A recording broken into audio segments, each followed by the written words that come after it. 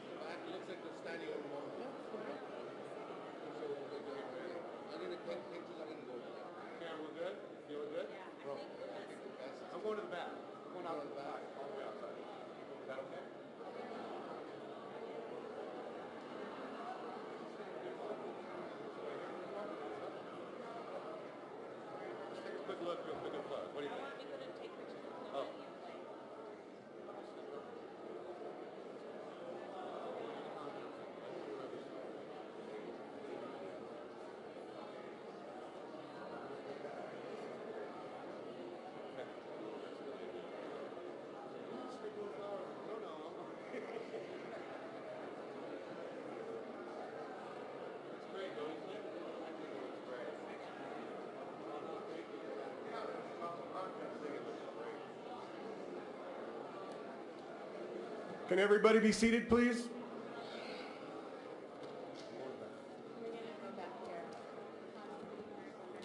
Okay.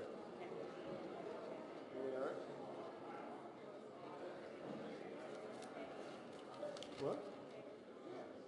Wait.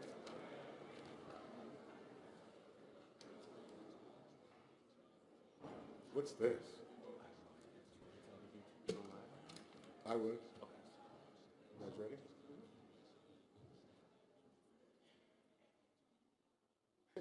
Who are you? Get out of here. Throw him out. Nick, where do we have? Well, squeeze in here up front. Throw Triple H out of here. Go. Good afternoon. I'm Todd Singerman, Motorhead's manager, and on behalf of the Kilmister family and the Motorhead family, I'd like to welcome you to the celebration of our dear friend Lemmy Kilmister. It's really wonderful to see many friends and friendly faces ready to remember and celebrate Lemmy's life. We all know he wouldn't stand for anything formal or somber, and we all know how he hoped to be remembered very warm. And Lem, believe me, it's warm. Since I first met Lem back in 1991, I can't begin to put into words what a great man and great human being he was. Damn, I hate using the word in the past tense. We have many people, many thoughts and memories, and we will do our best to get everybody to express their sentiment about Lemmy. So with that being said, why don't I call up Paul, Lemmy's son, and we could start. Paul? There you are.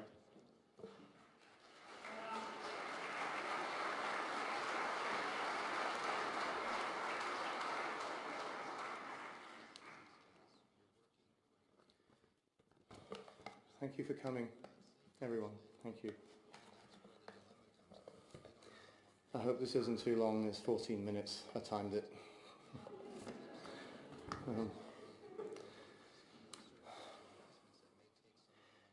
I had a feeling deep inside my father felt something was wrong back in August when I went to see him perform at the Shrine in downtown Los Angeles.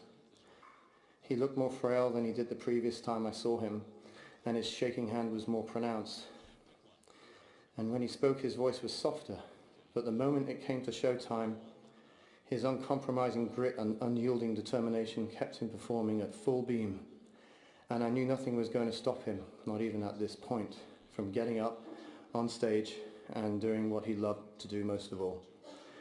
That's what kept him going. He wasn't about to go home and give in to any pain he was experiencing, no matter how serious. We'll probably never truly know how much pain he was in because he never complained. That wasn't his style. He was no cop-out, and he wasn't about to become one. He chose to give his fans every last drop of himself those last few months instead.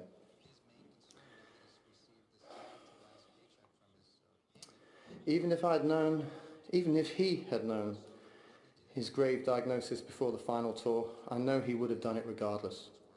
That's who he was, and he wasn't going to give in as long as he could walk, stand, play his instrument and sing. All of his career he was a stage warrior, but this went way beyond that. He took it far beyond his physical limits this time. Still delivering his intense, brazen, high-octane rock and roll show after show, despite his body becoming weaker and increasingly frail, he simply got on with it, but this time against incredible odds. If the hill became steeper to climb, then he pushed harder to compensate until he achieved the required equilibrium to get to the summit. Towards the end of that final tour, I sensed he was walking an increasingly thin and narrowing line in order to keep on delivering, but he kept his balance and his poise perfectly, without falling once. And when I began to realize that was what he was truly up against, it blew my mind open and left me beyond speechless. He was now moving Mount Everest itself in order for the show to go on. Even after receiving the shocking news of our close friend Phil Taylor's passing in November, which would have been a devastating blow to him, and it was, he still continued to deliver the goods, and the show went on regardless, telling the crowd, "This next song was written before you were born." And he loved you all more than he loved himself. He loved his lady Cheryl, he loved Phil, Mickey, Todd, Cameron, Steve, Stefan, Tim, Laurie, Eddie, Arnie, Roger, Wendy, Shelley, Dixon, Emma, Mark, Dan, Adam, Francis, and everyone else that I've forgotten to mention now. He loved us all. We were all his extended family, and he was loyal, the most loyal man we ever knew and will ever know, and he gained our loyalty in return. He wasn't just a musician and a songwriter, he was a figurehead like no other. He showed us how to be true to ourselves by always sticking to his guns, and he never lost sight of that. Never for a single moment. He set the bar.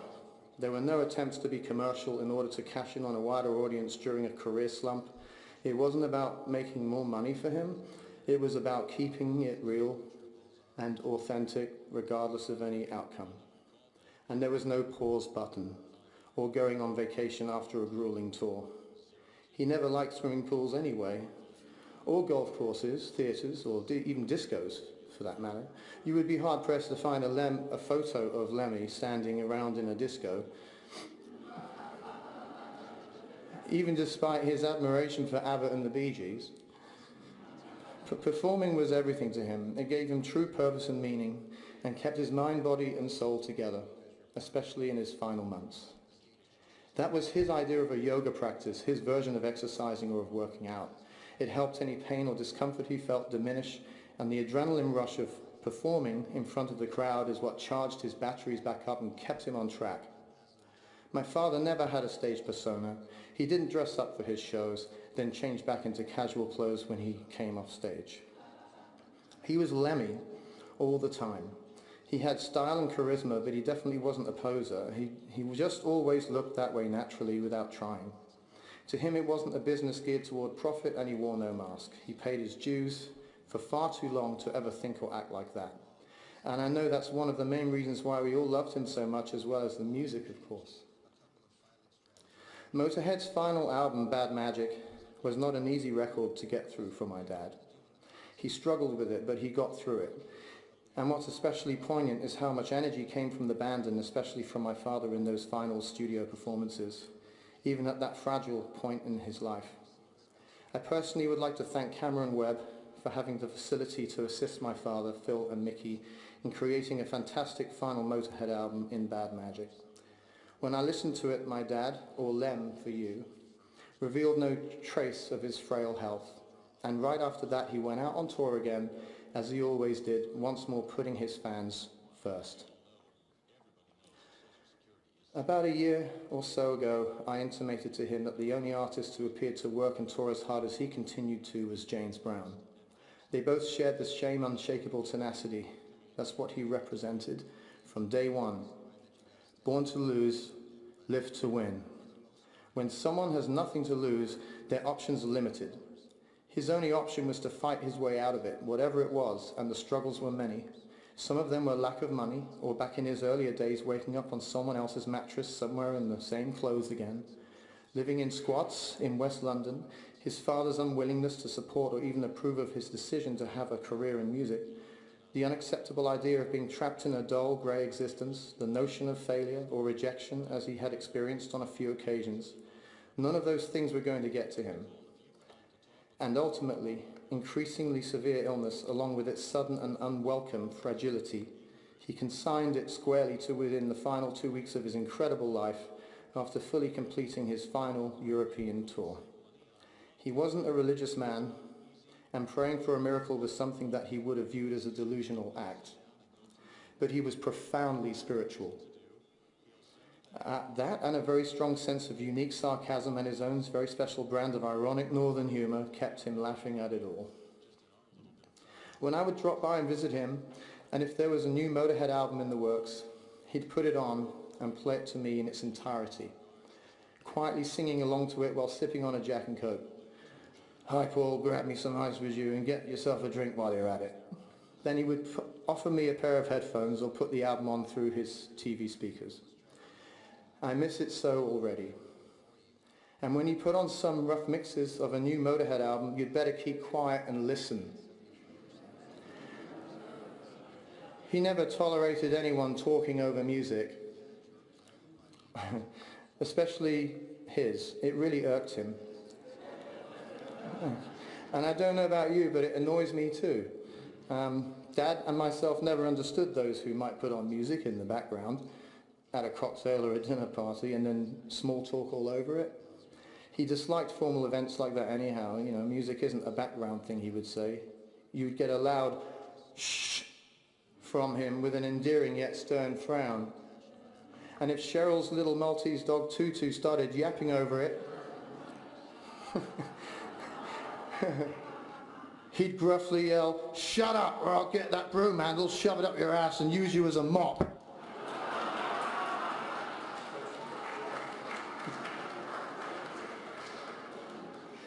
We'd sit on his sofa and watch Monty Python, listen to Peter Cook and Dudley Moore, Tommy Cooper, the Three Stooges.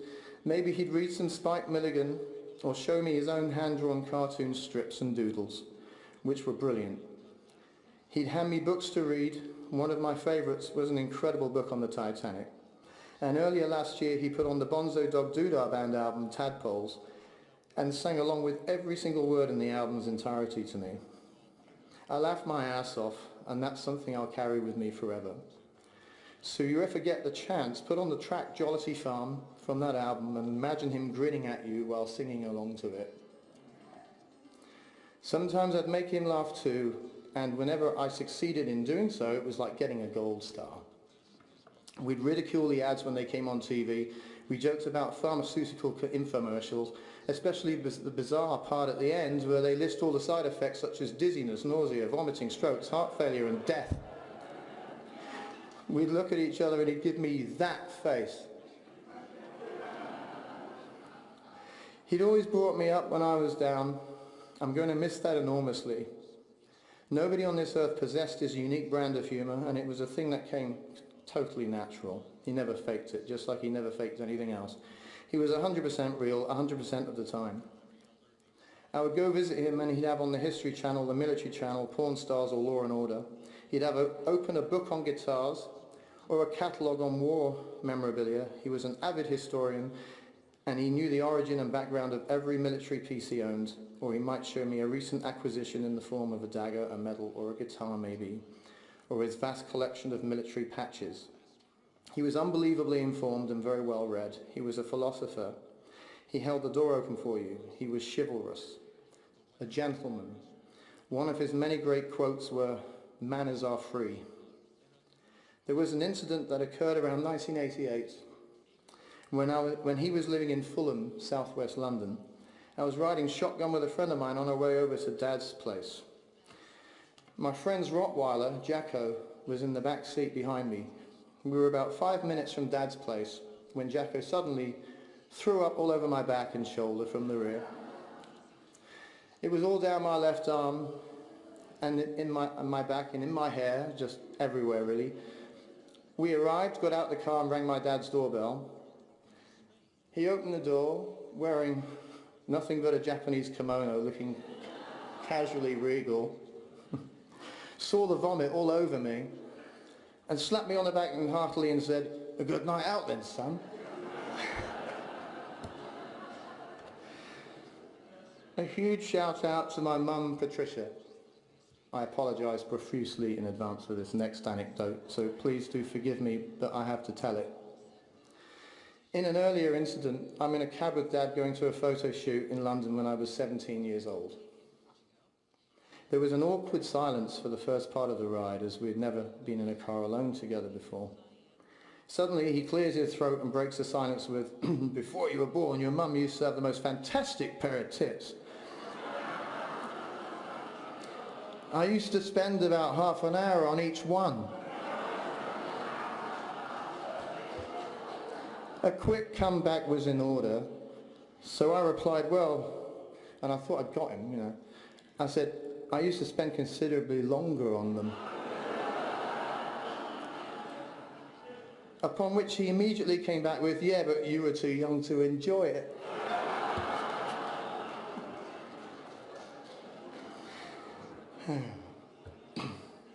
And the time when my marriage broke down, devastated, I went down the rainbow instead of drowning myself in my sorrows at home, and saw my dad for the first time since the marriage had collapsed. Sitting on his throne at the end of the bar, I told him, "My marriage is over. She went away to India and got pregnant to a Norwegian guy over there," to which he immediately handed me a tall glass of Jack and Coke and grins, "That was a close shave, son."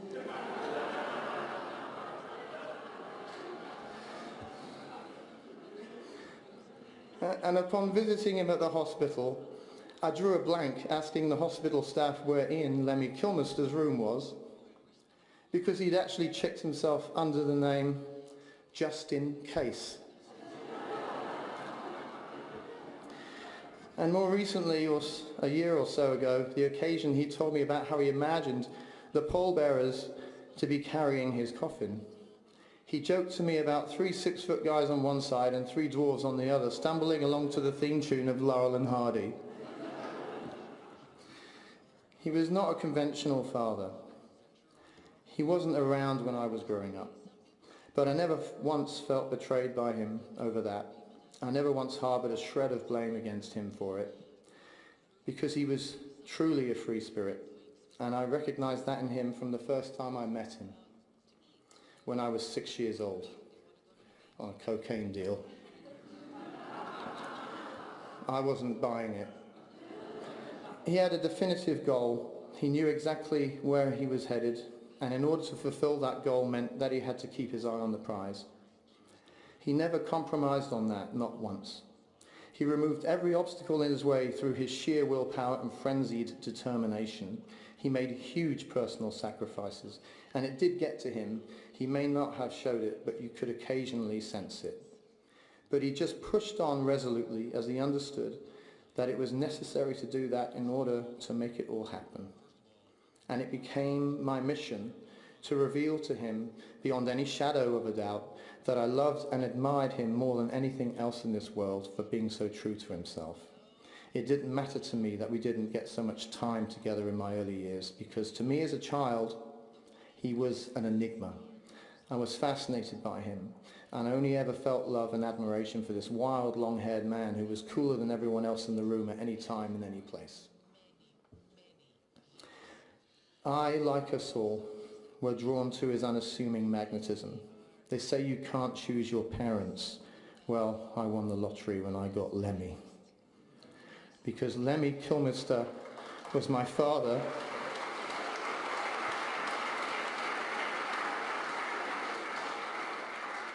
and he always will be, and nothing can ever change or alter that fact, and I would not have it any other way. You were perfect, my one and only ultimate rock and roll daddy. If I could only stand on your shoulders, what a view I would have. I love you more than life itself. Travel well, my dear father. You're back out on the road for the longest tour to the great gig in the sky. We will never, never forget you. I love you.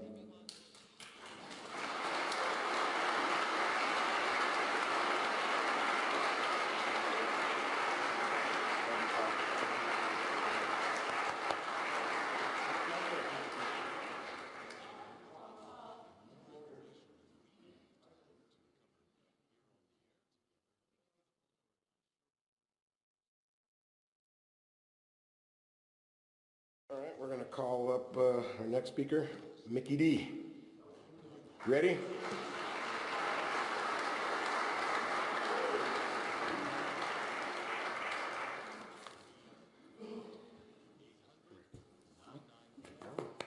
Yeah, well, here we are. Oh boy, Lem, I think your son Paul basically said everything I wanted to say. I'm not going to share a bunch of stories with you here. I just wanted to say that my heart goes out really a little bit extra here to Paul and Cheryl. He was talking a lot about you all the time when we were touring, and they were very special to him. As Phil Campbell and myself are, I guess we are the other family, and that Lemmy had, and crew, of course. But Lemmy, we were talking about the last couple of years. He struggled with his health. I remember it's about 3 years now, I think, when he first had a problem. I mean, I had the pleasure and the privilege of playing and with Motorhead and with Lemmy now for 25 years, and I never even see him break a cough or have a runny nose or anything, and then suddenly 3 years ago he ran into the wall, and from that moment we actually spoke about normal stuff for the first time, I think, you know, while touring. And I remember Lemmy, he kept saying he didn't regret a single minute of his life. He enjoyed it absolutely at the fully, as Paul was just saying. And he told me all the time that he had the perfect life. I mean, to be touring and entertain people and see the smiles on people's faces, and do what we did. That was the perfect life for him. And not to, the day he would go, he wanted us to cherish and honor his memory and party away big time. So I remember when Lemmy passed away that I wrote a little thing there: don't cry in your drink, you know, sip it up and go and party for me instead, because that's the way he was. And I believe everybody in this room know that. But it was an honor, a privilege to have known and to play, and I learned so much from this great man. When I first joined Motorhead, I thought I knew quite a lot about rock and roll, and I had done some touring, but I was just a little pink baby, you know. It was basically nothing compared to what we've been going through, but we had some great times, I can tell you that. And stories have to wait. I just wanted to say a few words.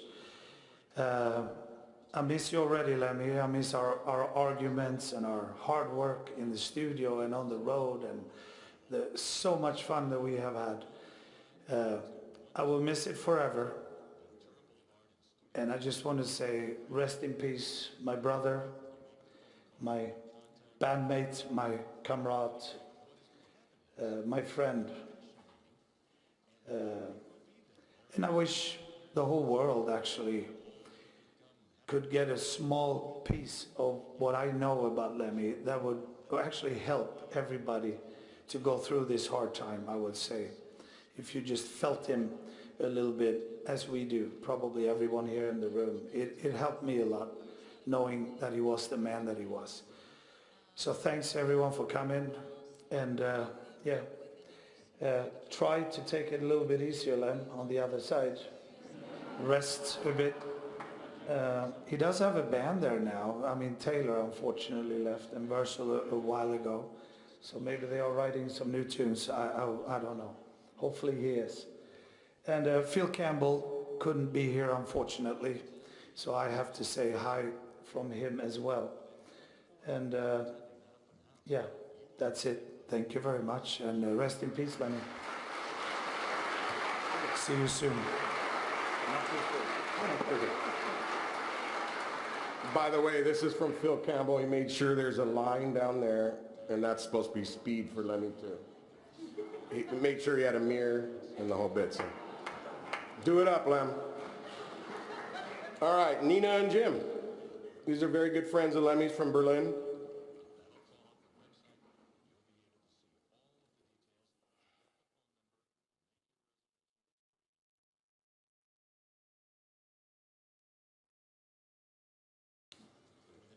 Well, these are some experiences we made when we were a young band, just existing a few years, not having done much.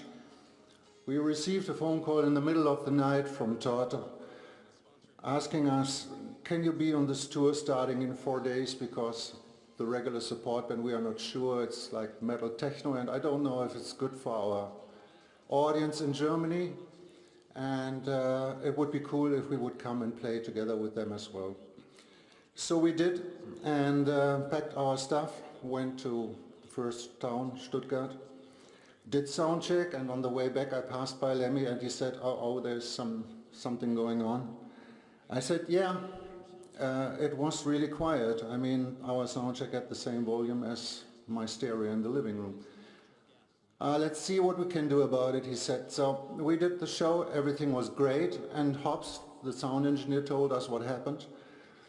They placed from the Motorhead crew 2 people left and right from the sound engineer who was supposed to do our sound, moved his hand away from the master fader and put it on full volume and said, if you touch this, we're going to put you away from the board. Put this into a perspective that the band leader of the main act is doing this for the support act. And when the tour was over, I asked Lemmy, look, next day we are starting our tour supporting Alice Cooper, and in Germany what we do, we don't know these people, can you write a recommendation letter? And he said, sure, give me a piece of paper. And he wrote down, dear Alice, your usually good taste let you choose my friends, this band. And the singer Nina, I hope you treat her well, otherwise she would bite your head off. We showed it to Alice and he laughed and said, put this into the Lemmy case. On the last gigs I went to Lemmy and thanked him for letting us play on his tour. And he stopped playing the video game and turned to me and said, fairly loud, fairly kind of angry, look, stop this, thank you, thank you, thank you. You wouldn't be on my stage if you don't please my audience, but I saw you please my audience, so you are on my stage. We could be friends if you're not on my stage, but you are only on my stage because it was all right what you do. And I was going, what am I going to answer to this? Translate in my head, German, English, and all I could say is, thank you, man.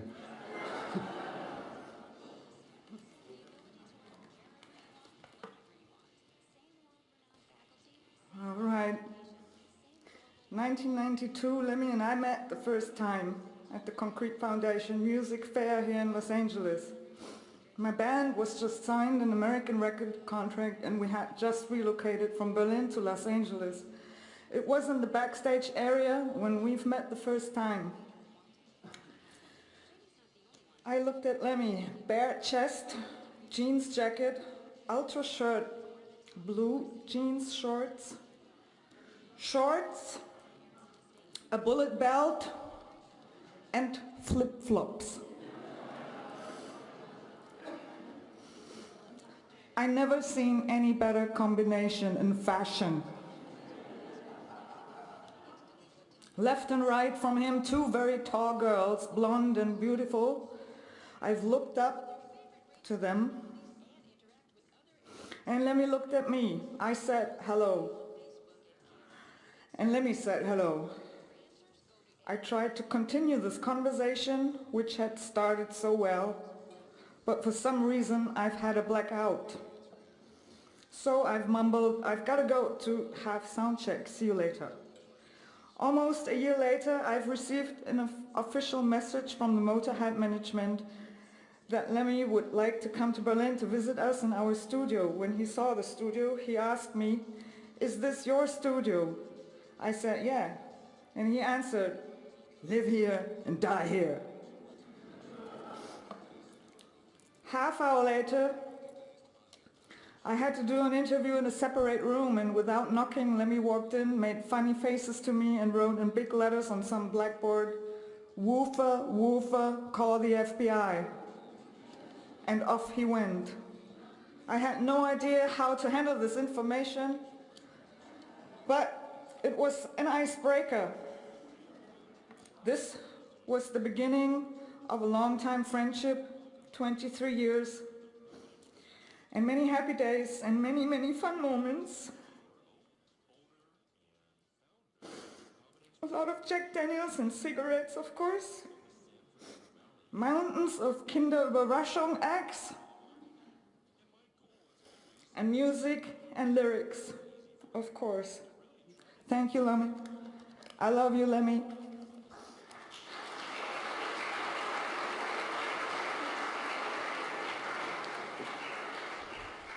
Jim and Nina from Skew Siskin. I'm going to skip a little and move around a little if you guys don't mind. Bob Kulick. You here, Bob?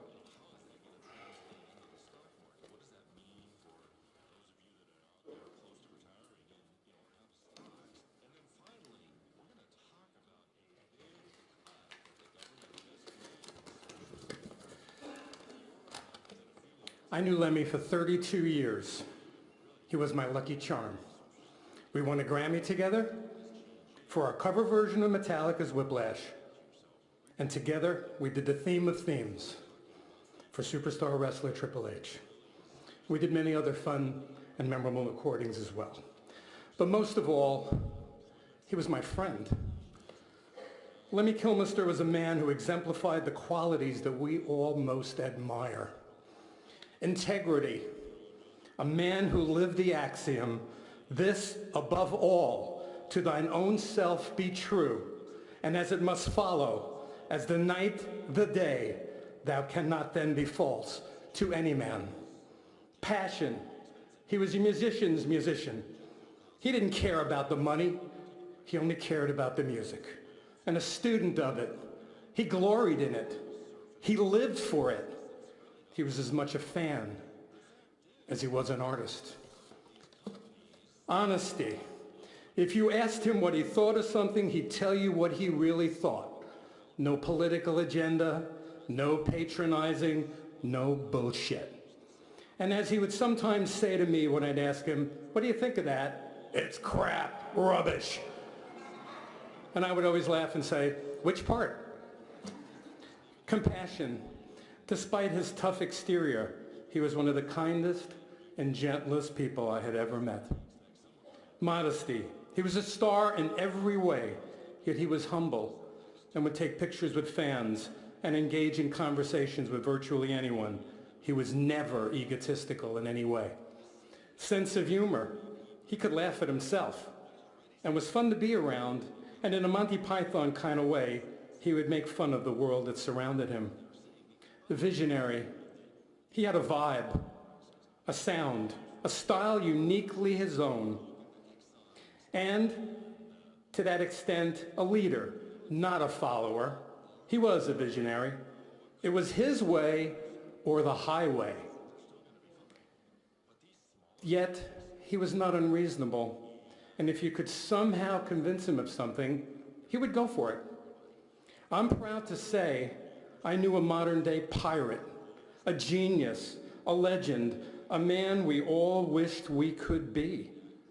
Rest in peace. The human race is a far worse place without you.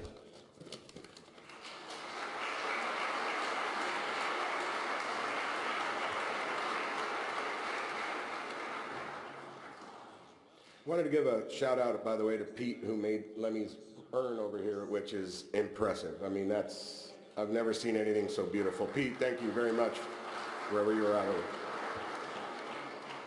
Lemmy is in there right now, and Slim Jim. There we go. This is as you know, Lemmy played with Slim, head cat, and the smile on his face when you guys would play together was enormous and amazing. Hello. Did anybody else let Lemmy smoke in their car? Okay. But he always kind of asked first, which is because he was a gentleman. That's the thing that I want to really point out about the guy. He was a gentleman. I never saw him rude or inappropriate to anyone. And we were in a lot of places where that's the norm. Dressing rooms, airports, planes, vans, rest stops, everything.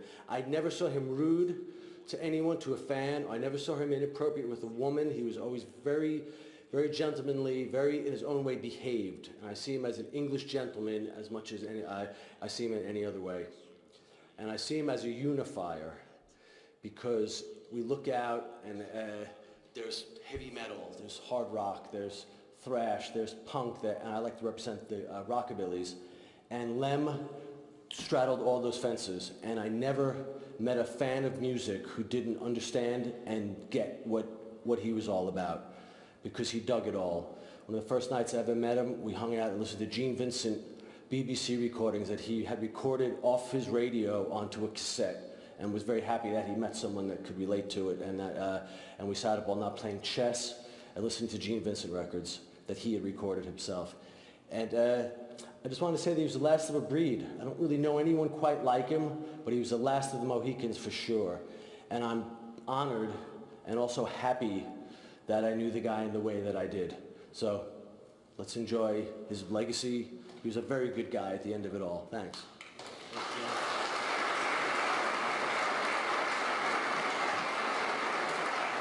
We're running just a little behind, so I'm just I'll call up some people, but who's gonna go up next with them. So Uta, who is Lemmy's dear friend and our publicist from Europe, has been with us forever and literally has nursed Lemmy to health for several years with his diabetes, and can tell you that she has been tremendous with us and family.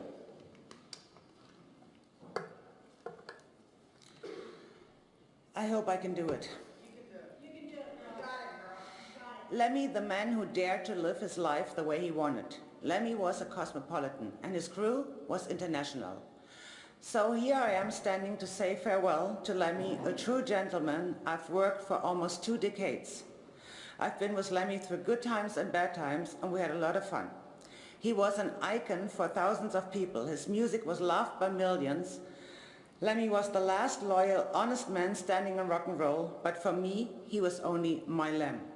He always called me his German shepherd, because I would not only bark, but also bite if necessary to protect him from unwanted intruders and requests.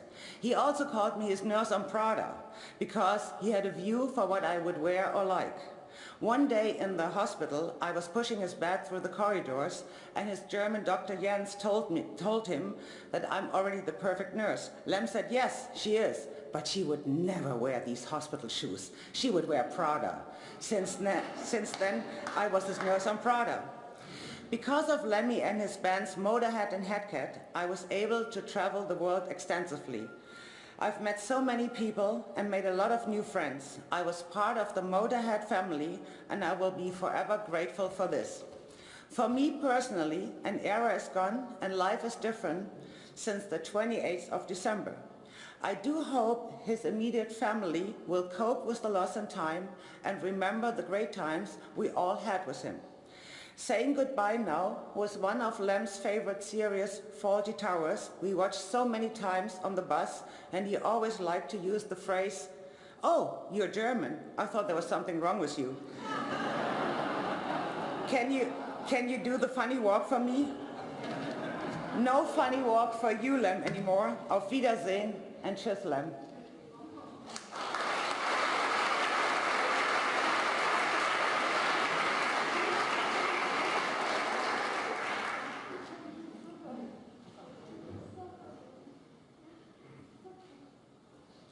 Okay, I'd like to call up Lemmy's assistants, Ian and Dixon, if you both of them.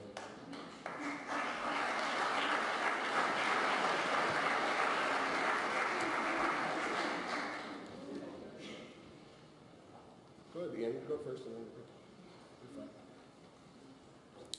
you're fine. Hey everyone, I was Lemmy's personal assistant on the road for the last 3 years, which were the hard ones, I think, maybe. And he was always extremely polite, as everyone's already said, and most of you know that anyway. And I thanked him one day for never telling me what to do. He always asked. He always said please and thank you. And he said, well, we're supposed to be friends. And we became friends pretty quickly. He was always able to deliver a joke in a way that really reached its comedic potential, I guess. And you all heard his stories and his jokes a lot, and so did I. And I want to tell one of the ones, I'll probably do a horrible job compared to him, but one of his recent favorites. It's about a horribly ugly guy who asked God every day to be handsome. And, sorry.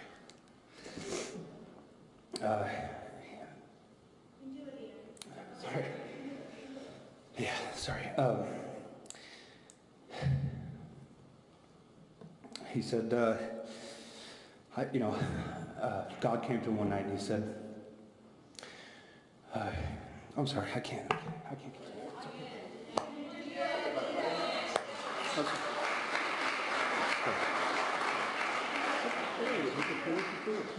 The rest of the joke goes, I'll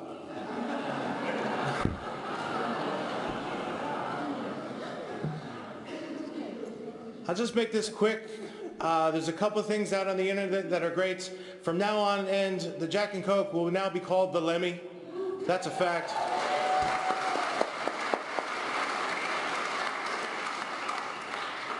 They discovered a new element, a heavy metal element. It's in petition to sign it. They're going to call it the Lemmium.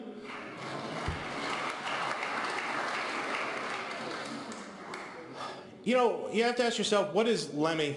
Who was he? He was just a friend. Yeah, he played bass. Yeah, he was a rock star, but he was a friend. He was literally the guy who would take his shirt off his back for you. He would take the last smoke and give it to the last guy. He would literally take $5 out of his pocket to give to the homeless, to everybody. He was a father.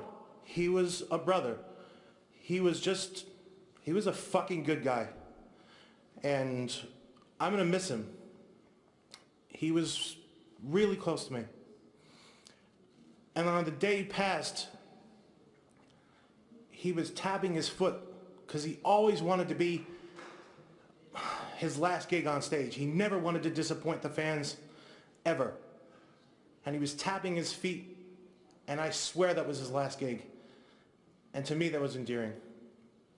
I love you, brother.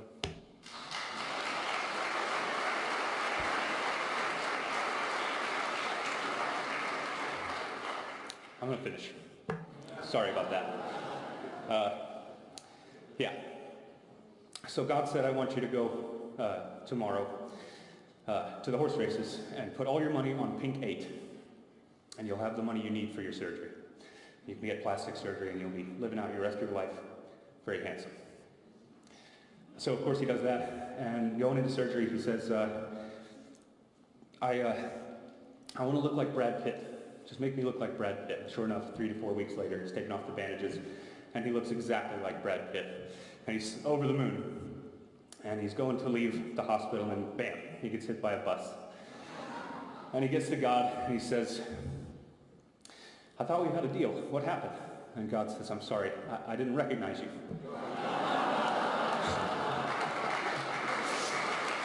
I'm sure that wherever he is, he's fully recognized, and nobody doesn't know who Lemmy is. So, Godspeed, man. And he would say, thank you very gladly.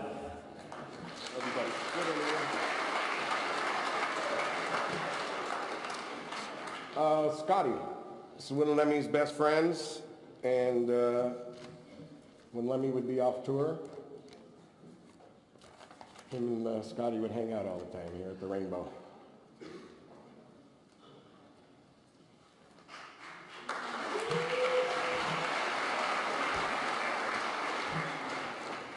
Well, shit. I guess I gotta start at the beginning. I met Lemmy. I was a snake handler for Alice Cooper. And 98 August, Alice was playing the House of Blues on Sunset Strip 3 nights in a row. And on the first evening, it was just me and Lemmy standing at the bar. And I went up to him and said, hey, you're Lemmy from Motorhead, aren't you? He's like, yeah. And I'm like, I just wanted to, I didn't want to bug you. I just wanted to thank you for your music. I ride a motorcycle for a living, and it's great driving music, at 80 miles an hour down the freeways. He offered me a drink and offered me a cigarette, and it seemed like for the next 3 nights we were palling around together. Well, the second night, my snake, when she got on stage, she shit right on Alice Cooper. So I go running past Lemmy, and I'm headed backstage, and I'm thinking, I'm fired, And Lemmy's like, what's wrong? And I'm like, you didn't see my snake just shit on Alice Cooper. And he roared. He laughed so hard. Oh, God. We always, to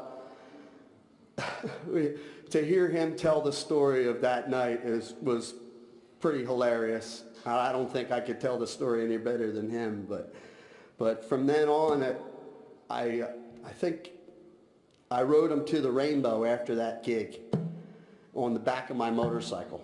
Here I had 2 snakes on the back and Lemmy wearing a police helmet.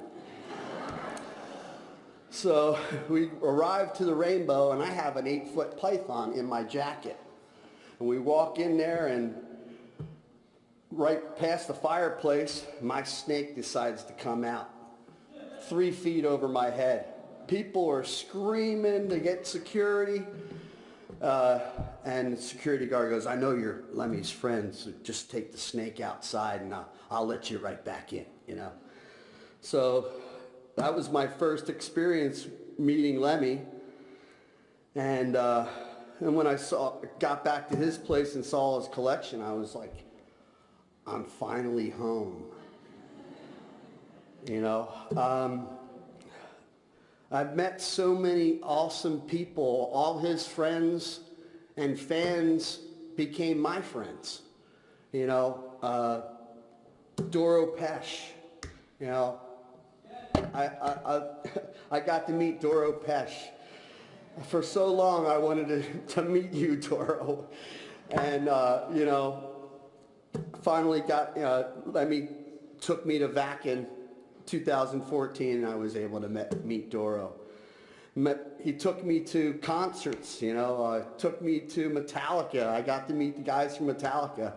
And all Lemmy could talk about when we were back there meeting him was, you should see this guy's helmet, I made the dragon helmet in the movie, right? But we would sit on the couch for hours, and I don't think I've had as many conversations about hours about the stretchiness of fabric. He had to, it had to be the right stretch. That's not stretchy. This is stretchy, you know. Like, are you kidding me?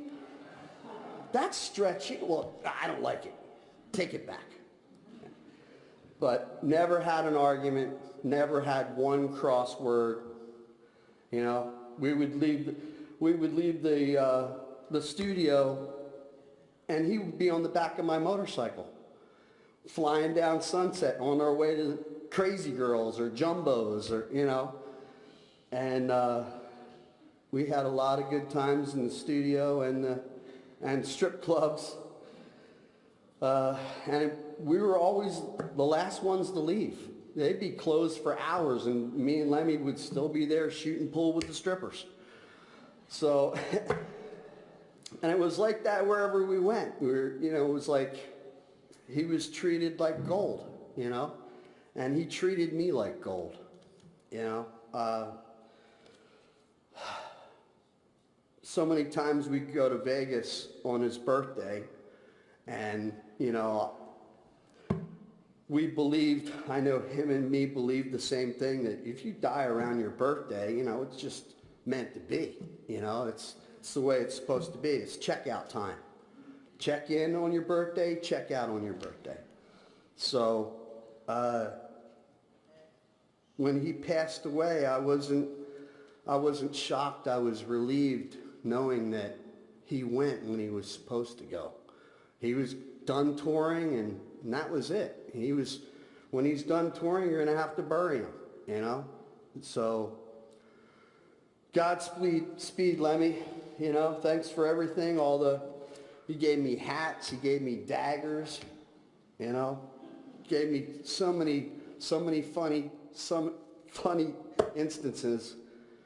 We would always laugh and joke about Scarface, you know, like, hello, you, man. You got a bag for a belly. You're eating this fucking shit, looking like these mummies. He loved that shit, you know.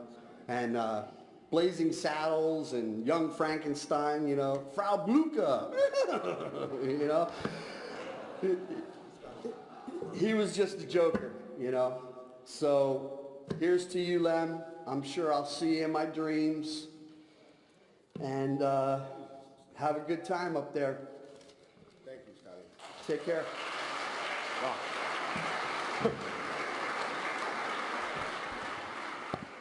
I want to bring up Lemmy's girlfriend Cheryl and Michael Magnolari from the Rainbow.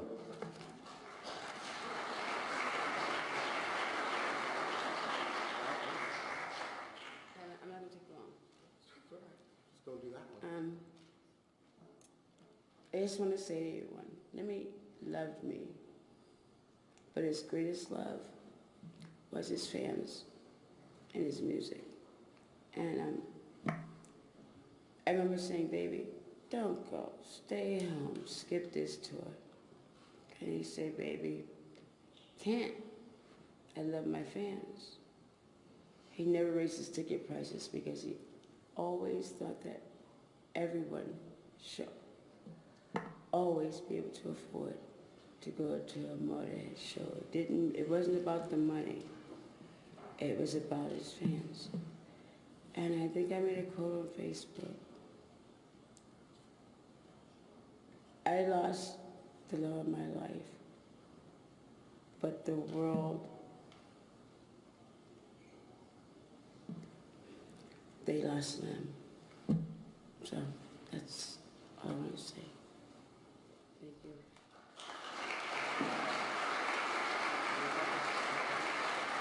Just want to say rest in peace, my dear friend, to a wonderful historian, very intelligent.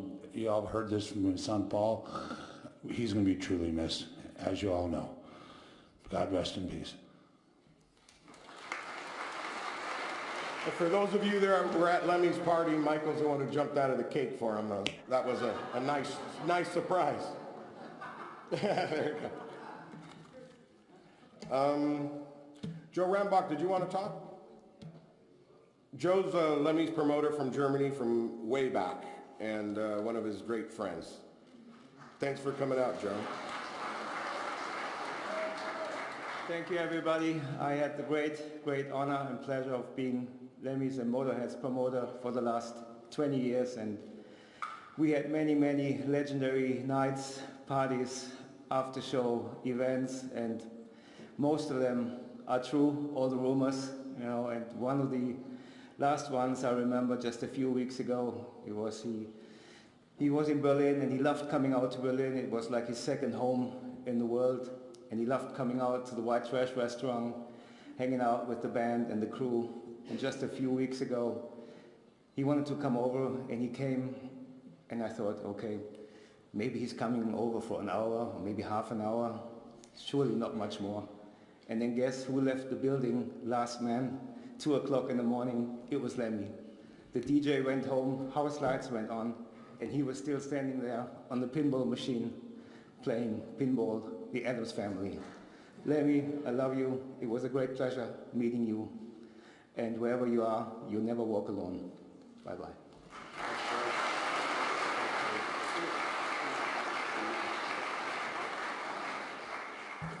Okay, Pascal. You around? Where's Pascal? This is Lemmy's good friend, his bootmaker. This is the man that, the fashion.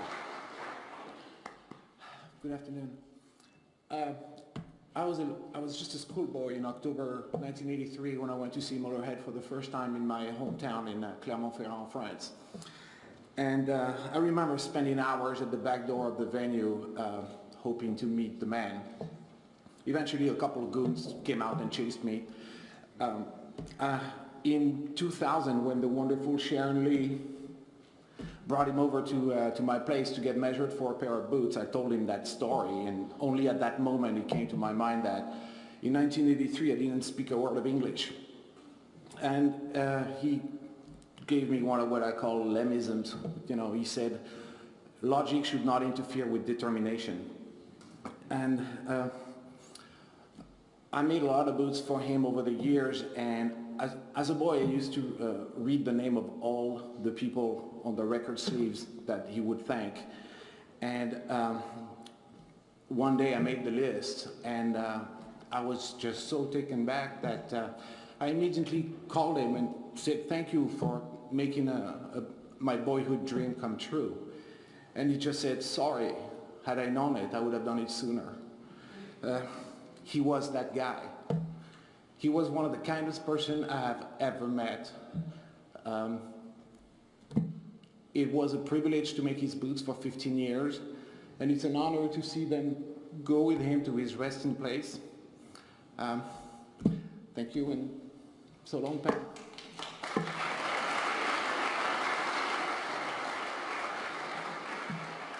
I'd like to call up Stefan Shirazi and Morat. These are two very good friends of Lemmy. They respected tremendously. And, what, were you up? Come on. Morat's over here. You're going to run away then, when you... Ladies first? After you. All right. This is not scary at all. Remotely. Like everyone else here, I'm feeling completely overwhelmed because we're not just saying goodbye to a dear friend, we're saying goodbye to an icon. I've spent pretty much the entire week wide awake thinking what I'm going to say about him, which is kind of ironic because if you hung out with Lemmy, you'd spend the entire week wide awake. I'm sure you're all aware that he had a completely absurd sense of humour. So I did think of getting up here and just talking about the wrong person for a couple of minutes and talking about someone called Arthur and his love of beekeeping, just because Lemmy would think that was really funny. And then I went through my phone because I thought, well, I'll tell them one of Lemmy's jokes, because I'm sure you all know if you had like a cell phone, once he finally got one, he would text you all these ridiculous jokes at 3 o'clock in the morning because he forgot about the time difference. And I could find one that was suitable, all the rest were filthy. And I apologise, because it's terrible. 2 peanuts were walking along the road, and one was assaulted. It's not mine, it's his. So instead of making a further fool of myself, and I know there's people watching around the world who wish they could be here, I snuck this in, not knowing, of course, that Lemmy would, you know. Cheers, Lemmy, we love you.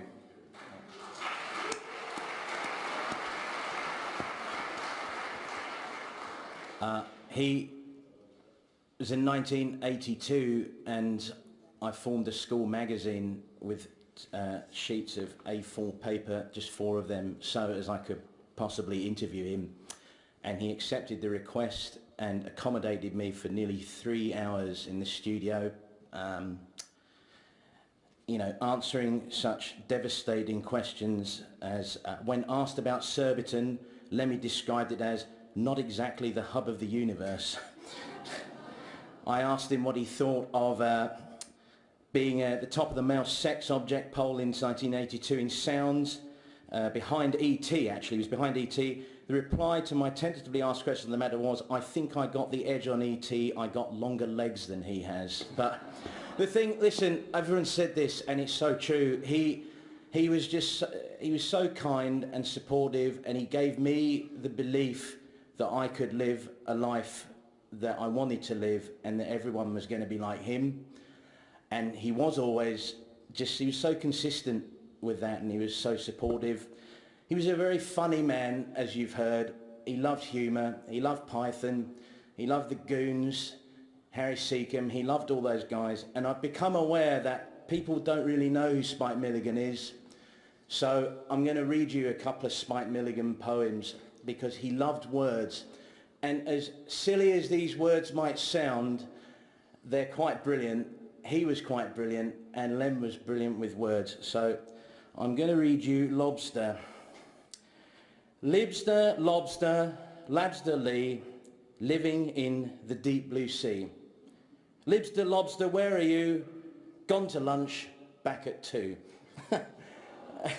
Which I just think he's brilliant. And there's another one here. If you're just sorry, I have to find this because it's not Judith Hart, it's not Malice at Buckingham Palace. I lost my page. We could do the Ying Tong song. Here it is. We could Ying Tong Idlai Po. He loved that song. It's a poem called Sophia Loren of Leeds. You'll notice a theme. Ingle jingle, jangle jom, tingle ingle, dangle dom, fringle frangle, bangle bomb. And there's more, my friend, where that came from. And last but not least, I have to tell you, it was a really, I think for everyone, it's been a hard time. About 24 hours after we got the news, the Swindon Advertiser managed to make me laugh, and Lem, good God, he would have laughed at this so hard. The Swindon Advertiser said that the gig in Swindon was in jeopardy due to the passing of the frontman of Motorhead. So I know Lem would have laughed, and, you know, thank you so much, Lem. It hasn't sunk in, it won't, but thank you. Thanks very much.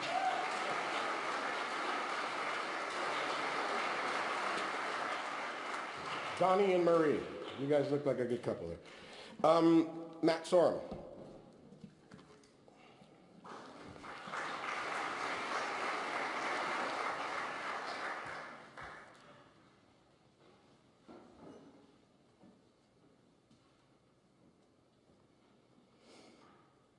I'm very honored to be asked to speak about Lemmy today. My condolences to Paul Kilmister. It was so great that you were able to play for your dad not more than 2 weeks before his death. It was great, Paul. Phil and Mickey, of course, Todd, the Motorhead management team, and the Motorhead crew, especially. It kept the machine running all these years. And, of course, Cheryl, my condolences.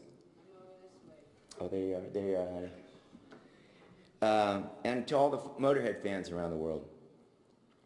I met Lemmy in 1989 in London while playing for the Cult at a club called St. Moritz. I was with the late, great Randy Castillo. He took me up to meet him. And the hello was, how you doing? Let's do a shot. And our friendship had begun, and seeing him on the road or in the Rainbow, he always made you feel special and welcome. But it wasn't until 2009, after breakup of my band Velvet Revolver, I felt a bit down and didn't know what I was doing next. I got a text from Lemmy asking me to sit in for Mickey on the Motorhead tour. I replied, why me? And he said, because Dave Grohl's not available. Always honest, Lenny, straight to the point. I replied, when are we rehearsing? He replied, we're not. Fear took my body over, but I took the challenge. And I wasn't scared about the songs, I was more scared about the Motorhead fans killing me if I did not do the music justice. I woodshedded the stuff and headed to the 930 Club in DC. And when we launched into Iron Fist in front of die-hard Motorhead fans, it was like being on Mr. Toad's wild ride. But the bus rides were the best. Hearing the great stories from Lemmy and his knowledge of history and culture was fascinating. I did take the back lower bunk though, and basically was either awoken to the sounds of bombs exploding in epic war movies or ABBA blasting through his speakers. The sign of not going in the back lounge was when Lemmy put his boots in front of the door. That meant some shenanigans was going on. Do not enter. I want to thank Mickey for letting me sit in that drum stool because those memories will always be with me. It was an amazing time. Thank you, Mickey. And thank you, Phil. His hard exterior had a gentle side. He loved Eddie Cochran, ABBA, and the Beatles. And at the end of that short tour, I felt like Shoeless Joe Jackson in Field of Dreams, and I could have just walked off into a cornfield. My life was complete. I played with Motorhead. I will always cherish those memories. Many people say Lemmy is God. I believe that. I do. I truly believe God uses people as vessels to share his message.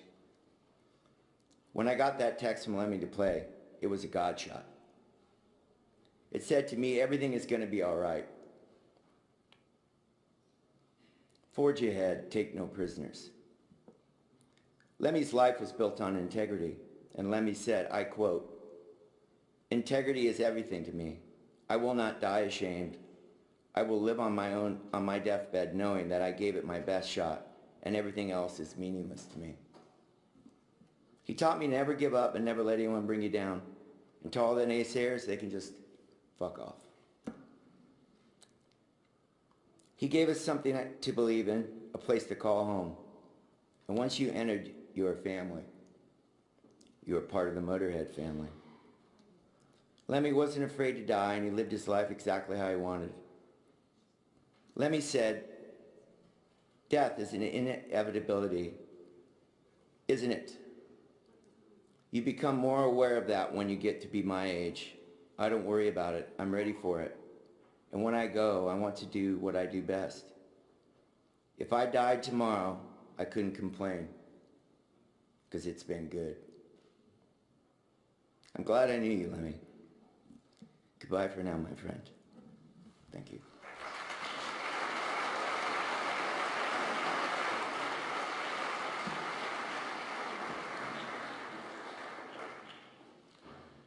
The next person I wanted to call up, I wanted to say a few things beforehand. I want to be calling up Slash.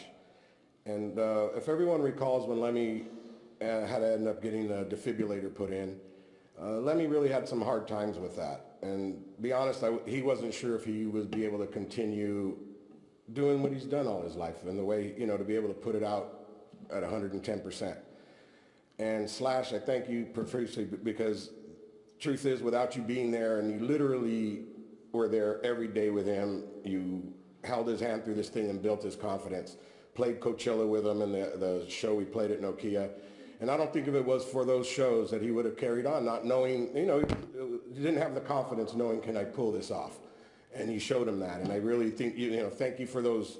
I think it would have really stopped at that point had you not put in the effort and the love that you did. And I do think that that's what got him to this point today. So thank you, and you're up next.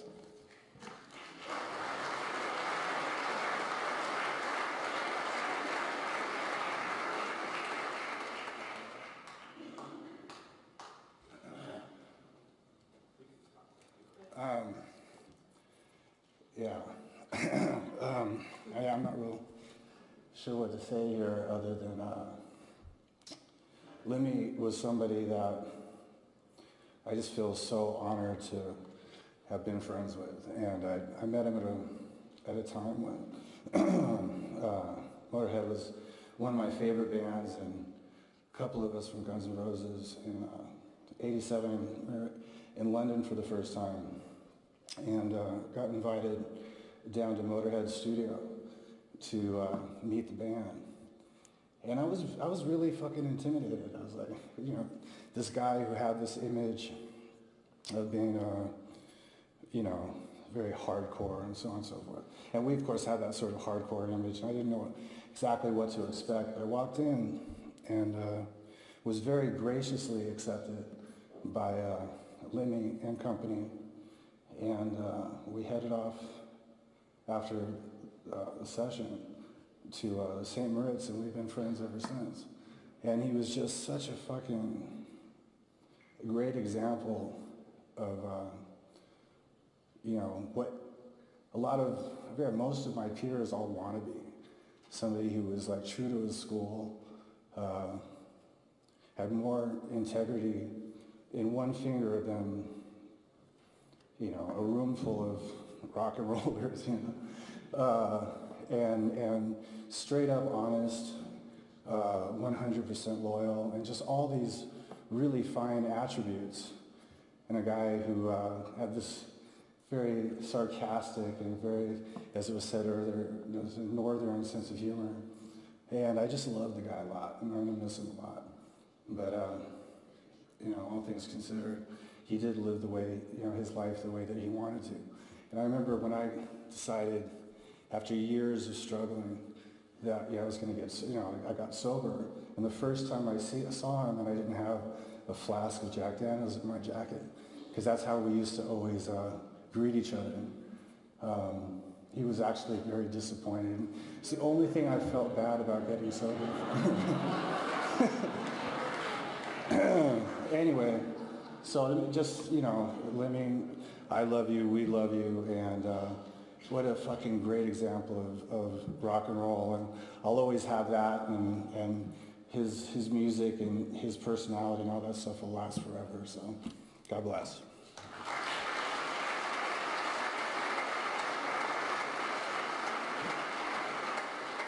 I want to call up Roger. Where's Roger at? Our stage manager. There you are. And I want to thank all the crew, by the way, that, you know, isn't coming up, because obviously what made Lemmy really love touring was his family, his road family. That meant a lot to him, and being with his friends was everything. So Roger, come on. You can do it, do your best. All right. Just look at that face. That'll scare you off, just right there. God. Anybody else? First things first. Philip, if you're watching, you said you were gonna bring a fart machine. We don't have one, so sorry about that. Right. Lem, first time I was ever in a room with you, I said something stupid, like really small talk. Like, Roger? Yeah. If you don't have anything interesting to say, don't say anything. Oh, okay. So then, months and months later, walking in the bar in Milan, and he's by the bar, huge grin. Hey, what's up? Dude, I saw your skinny legs coming down, and I wanted to buy a drink for your smile, because I knew you were going to be smiling. And I just have to thank you for your unbelievable self and taking care of our crew. And I was like, all right, that's tough. So I remember driving you, and you're listening to country music and singing out of tune and complaining that no one can sing background music in Motorhead. I'm like, oh, I can't do it. No, that's not going to be Motorhead, is it? I'm like, all right, I'm not doing it. And it's just a pleasure having you in the car, having a cigarette. I remember taking you to Marshall, and you asked for a liver pate. And we came up with your heads, and there wasn't a lawyer, not even Todd. Todd said, do what you want to do. So over a handshake between him and Jim, it's just how polite and gentle and old school these guys were. There wasn't anything to do with anybody. They're just like, yeah, let's do it. It's done. They're there. We're proud of that. We were proud of having the stage ready for you every day. It was a pleasure to have you on your stage every day. I remember you complaining that you never saw me drunk. I'm like, this is the only band that this is ever gonna happen. Like, I was drunk before you, yeah, but I never had to hold your hair while you're puking. All right. I remember our impromptu square dance in some stage somewhere, and I remember we had this smoking hot all-female band opening up once, and I had a terrible gig. And the next day we had this sound check, and it was perfect too. You walked on stage, and then all the gear were like, and start walking towards me after the sound check. I'm like, oh God, I'm gonna get fired, I'm gonna get fired, I'm gonna get fired. Like, Raj, yeah, I heard you singing the guitar player. Yeah, I got the bass player. So, I'll never forget how proud I was of wearing this the first time.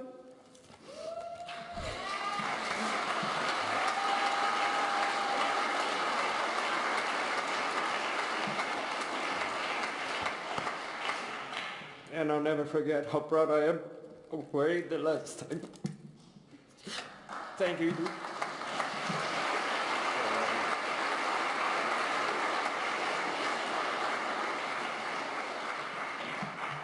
Andreas from Sepultura, thank you for Eddie and Roger here. All right, next. I want to bring up Mike Inez and Whitfield Crane. You don't have to come the same time unless you want to, but come on up.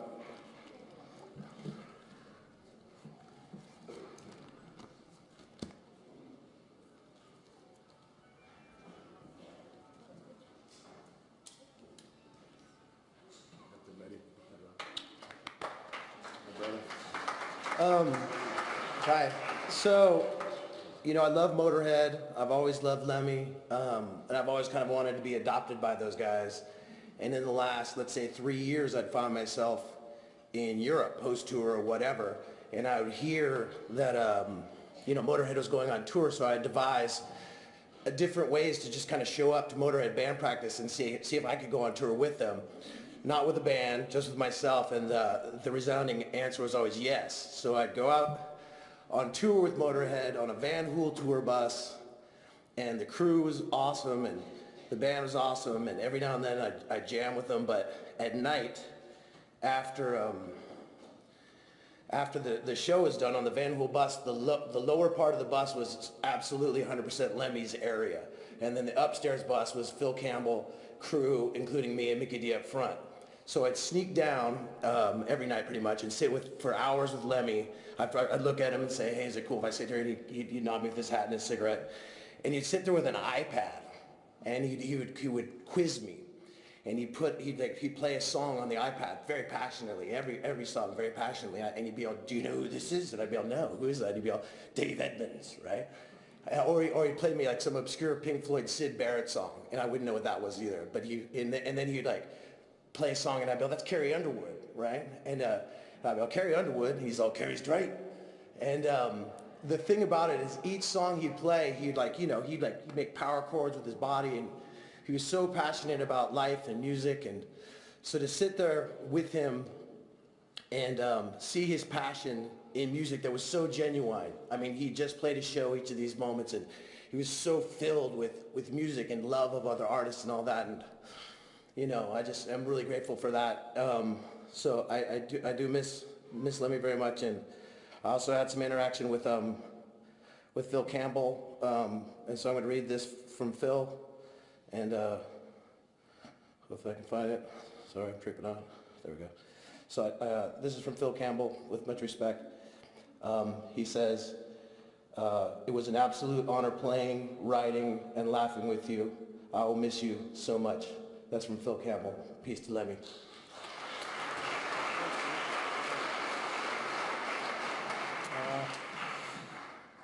Thank you, Paul, and family, and Todd for letting me speak to invite me to speak today. I just can't get over that. That giant speed line made out of flowers is absolutely tremendous. I've never seen anything like that.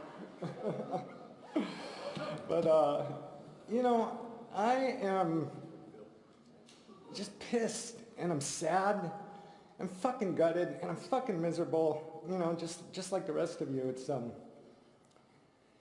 you know, I'm so grateful and I'm blessed for every road mile and moment I spent with this great man. I have like 26 years of stories with Lemmy that, like Mickey says, I don't think I'm ready to share yet. It's just, it's too soon and it's too personal. And so I guess I'm a little selfish too right now, you know, but I can't speak to Lemmy being like, he was gravitational. He just wanted to be in his proximity no matter what the scene was. He was always just the guy you wanted to hang out with. He was such a gracious host and just liked to make you laugh. He loved intelligent people. And for the most part, I think he liked a lot of the fucking stupid ones too. I don't know. It's just, he was that kind of guy, you know? He's just cool in every sense of the word. And I think secretly, on some level, all of us, every one of us, hoped his coolness would rub off on us in some molecular quantum level. And, you know, let me be the one to tell you, it did not at all. Lemmy's brand of cool was like singular in nature. It was 100% non-transferable. There was only one Elvis Presley, one Little Richard, one Steve McQueen, and, you know, one Lemmy. It's just, you know, it's funny, a friend of mine yesterday, when I was talking about coming and speaking here, said to me that Lemmy was a man of few words, he says. And I just said, well, obviously you didn't fucking know Lemmy at all. God, I've been the sounding board to many of his like speed-fueled diatribes and after-hour lamentations, right? He's one of the smartest people I've ever met. He had many, many opinions on 1,000 different subjects that I could barely keep up with them. You know, I loved every single minute with him, you know. Mostly I'd like to listen to him talk. I'm just gonna miss that voice. You know, I just love hearing him talk, even on the few occasions when I thought he was full of shit. I just didn't want to shut him up because it's just fascinating to watch, you know what I mean, in the middle of the night. So, you know, we're here today to celebrate the spectacular life of one man. We are also mourning not one, but two deaths, as, of course, Motorhead sadly is no longer. That's one of the heaviest things to wrap my head around today, you know. They were never the type of band to ride off gracefully into the sunset. That, of course, is not the Motorhead way. Motorhead eats fucking sunsets for breakfast. And, you know, Mickey, Lemmy and the bandmates, you know, just, you stand as just a true fine examples of what being a lifer in this business really is, you know. completely all in, dedicated to a single cause, just a few short weeks ago. It's a storybook end to the campaign. An Englishman, a Welshman, and a Swede roll into that dark, historic town of Berlin one last time and just plant that fucking Motorhead flag, man. It was just beautiful. That is fucking poetry, Mickey, you know. So well played, gentlemen. Thank you very much.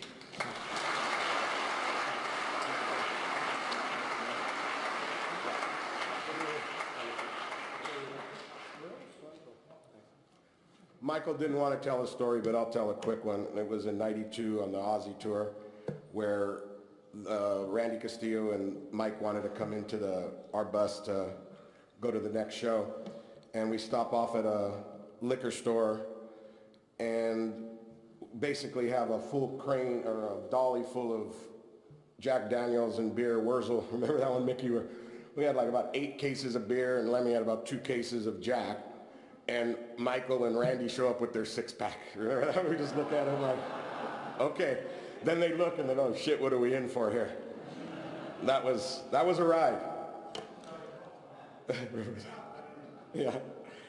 We're going to be running out of time soon, but I got a few more speakers. I just want to do a real quick shout out. This is dangerous to start getting into names, but wanted to thank Orica and Thomas. Orica's been Motorhead's label for, 20 years now, and want to thank you for sticking with us. Good and bad, you've been there. Barry Drinkwater, merchandise, global merchandise, thank you. Neil Warnock, Sam, United Talent, Andrew Goodfriend, Mike Monterulo, Steve Shank, and Rika from TKO, and Wendy Dio. I don't know, where's Wendy at? Oh, yeah, that's it. All right, that's it. All right. And Shelly, who has been with us in management, for over 25 years here, so I want to thank you for everything. All right, next speaker will be Rob Halford.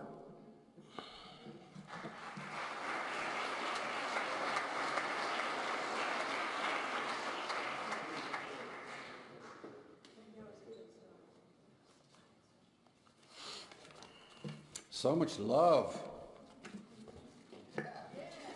Love. Hello everyone, on behalf of Judas Priest, Glenn, Ian, Scott, Richie, Jane and Bill from Trinifold, and Chip and Jen from Chipster PR. I'm here to include all of our love for Lemmy and Lemmy's family. Over the years, we've had so many amazing times with Lemmy and Motorhead, on and off the road. Most recently in Europe and South America. We always look forward to seeing the lads when we kicked off working together, as we knew well in advance there would be more than one Lemmy moment or a Phil King of Comedy Campbell event. Yes, laughter was the overriding emotion with the guys. And as we know, if you can't have a good laugh on the road, you might as well pack it in. On a personal note, when I was in the presence of Lord Lemmy, I always felt a bit overwhelmed. Admiration mainly. Here is a man that lived rock and roll life on his own terms. A true rock and roll maverick. His music speaks for itself, of course, and as we know, the music lives forever. Here's something I would like to share that took place between me and him in South America. We just completed the tour down there with Ozzy, and we were all heading back up here. I was wandering around the airport lounge very late at night, it might have been early in the morning, and I saw him sitting by himself in a corner.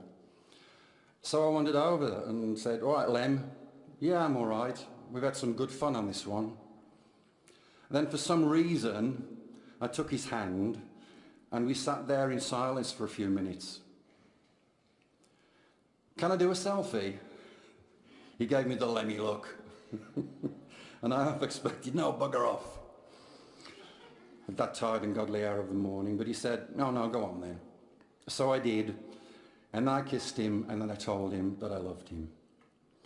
When the news hit, the first thing I did was put that on my Instagram. It's a moment to share, a moment to cherish, a moment of unconditional love. Faith, family, friends, fans, God bless you, Lemmy.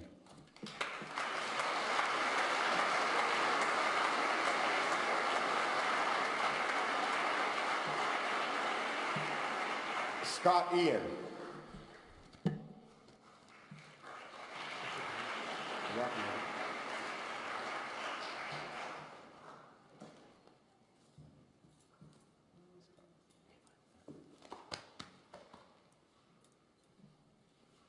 In 1999, I got a phone call asking for a quote.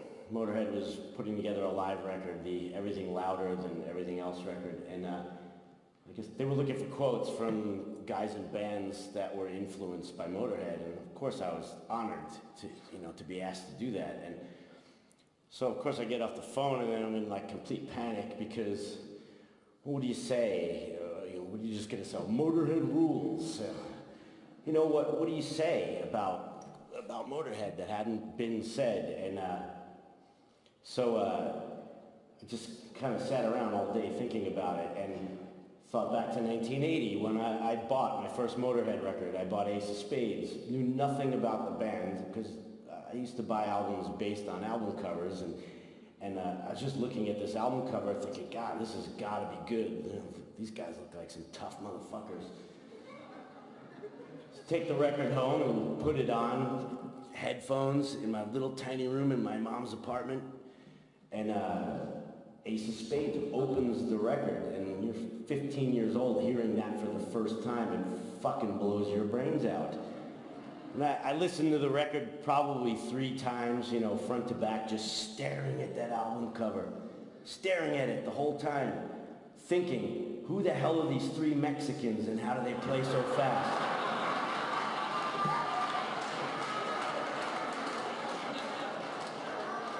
They look like banditos. They certainly didn't look English. It's pre-internet. So I jokingly email that quote. Well, that ends up being the quote on the record. Turns out Lem loved it. And of course he would, with his sardonic sense of humor, and yeah, he loved it. So now, like 100 years from now, when some kid is looking at, whatever format it's in, but looking at the album cover and decides, I'm going to pick up this record because it's cool and it reads my quote, and Mexicans, I knew that guy from Anthrax was an asshole. The St. Moritz has been brought up a couple of times tonight. I thought I was the only one who met Lemmy for the first time at the St. Moritz. Anyway, I saw an interview with Lemmy just from a few weeks ago. It was just online. It was on German television. And to quote him, he said it was Elvis who taught us how to dress or how to look. It was Carl Perkins and Little Richard who taught us how to sound. And it was the Beatles that taught us we could write our own songs. And Lemmy, it was you who taught us that we could be fucking real. Thank you.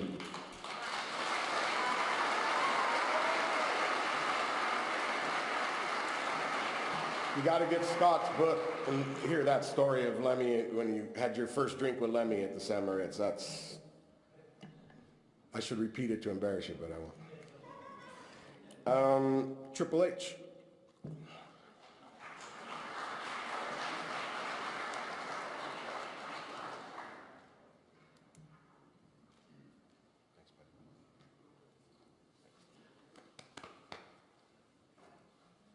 Thank you.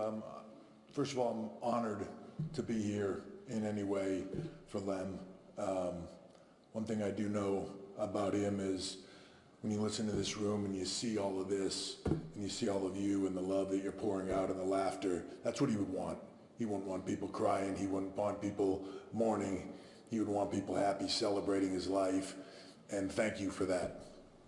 You know, I grew up a kid, just probably like a lot of people in this room, fan of his music, got in the wrestling business, became successful enough to where I finally reached a point where I could have some input into what my entrance music was. And entrance music for what we do, as all of you would know, it's music creates the image. Music creates the emotion and the feel for what you do. It can create a character and it can mean success.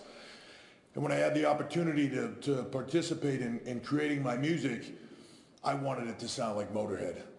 I wanted that raw, guttural feeling. I wanted Lem. I wanted all that passion and that power to create the ultimate badass in what I did. And at a certain point in time, they just couldn't get the sound right, trying to make it otherwise. And our people came to me and they said, what do you want? I said, I want Motorhead. And they said, well, why don't we just ask Motorhead? And I said, because I didn't know that was an option. And we made the call. And Lem and Mickey and Phil gave me the greatest gift of all time, which was their sound. They gave me the sound of Motorhead to create one of the most badass themes in the history of the WWE. They created the game. They then went on to create King of Kings. They went on to create Evolution for me. And it was this amazing partnership. And trust me, if you're not a fan of what we do, if you're in a stadium with about 80,000 people in it, and you're coming up on a riser onto a stage with smoke all around you, with the world title around your waist, and you look to your side as you come up with lasers and pyro and Motorhead playing, and fucking Lemmy is standing next to you singing about you, it is the most kick-ass thing of all time.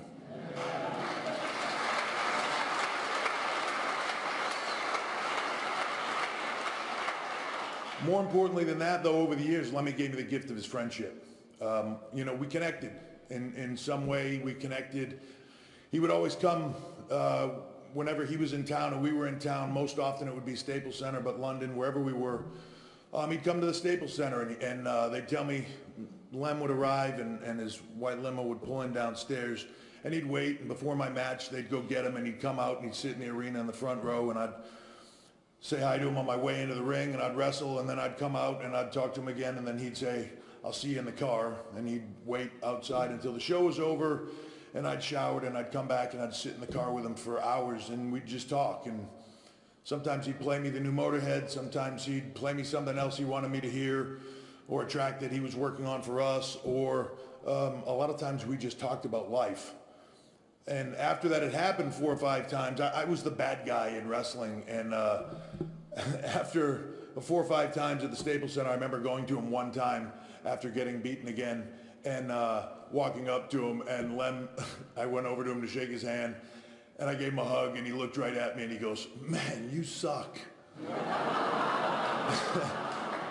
He said, you can't win a match to save your life. I don't know why I come and see you. And I guess I probably looked at him stunned, and he grabbed me by the back of my neck and he said, that's why you're perfect for Motorhead. You hear a lot of people talk about the differences in who he was, on an image and in front, the ultimate rock and roll icon. But then the guy behind that was totally different, polite, and all the things that you've heard said. And it's one quick story for me that encapsulates a lot of that. I went to a show, we were in Phoenix. There was a stadium show that was going to be playing the next day, so I stayed over with my wife, and Motorhead was playing, and there was a bunch of other iconic rock bands, heavy metal bands, that I won't say the name of, just in case you're embarrassed by the story. But they were all there, and we walked in backstage, and Todd was with us, and as we're walking down the hallway, I'm passing by all these iconic heavy metal stars that I am in awe of, and I'm looking at all of them, and they're wearing Bermuda shorts and Hawaiian shirts, and they've got glasses of wine, and there's incense, and there's it's not at all what you would expect growing up as a kid, you know what I mean? Seeing all this, and this is what, as I'm going down the hallway and I'm seeing all that, and I'm thinking, wow, this is just so different, because a lot of these bands I'd never met before. And then I get to Lem's dressing room. And Todd opens the door and I go to step in with Todd. He goes, Lem, H is here. and there are two topless girls. There's a pile of blow, a bunch of pills. Lem has a towel on and another towel on his head, like a big giant turban. And he's like, come in. And as I go to step through, he says, with Steph, my wife, and Lem goes, shit, close the door. And they close the door. We stepped out, closed the door. A couple minutes go by. We open the door back up to step in. Now with my wife, everybody has clothes on. Lem's got pants on. The drugs are miraculously gone off the table, which I'm only assuming he did all of. And he still did have the... He was in front of my wife, very respectful. And you know, in some way, the ultimate gentleman. And that was always the coolest thing about Lem. We had this friendship. We wouldn't see each other for years. And then we'd see each other, and it was like no time passed. And we'd just catch up. Maybe 2 months ago for WWE, sensing everything that was going on, we connected with Todd and asked if it would be possible to sit and interview Lem, because I thought it would be important, and I don't know if anybody else was going to do it. And we met at the Rainbow, and I had seen Lem 6 months earlier, and he didn't look good. Maybe a year earlier, he didn't look good. And when he showed up that day, man, it was like the clock had rewound 10 years, right, Todd? I mean, we spent 2 hours doing an interview. He laughed the whole time. He told jokes. He was as upbeat as could be. I mean, when it was over, he was like, that's it? You want to do more? It was just the coolest thing, and that is how I will remember him, as just that beacon of strength and laughter and just all of it. The thing I will say about Lem, whether he meant to do it or not, is he was an inspiration of how do you live your life. Live your life for you. Do what you want to do.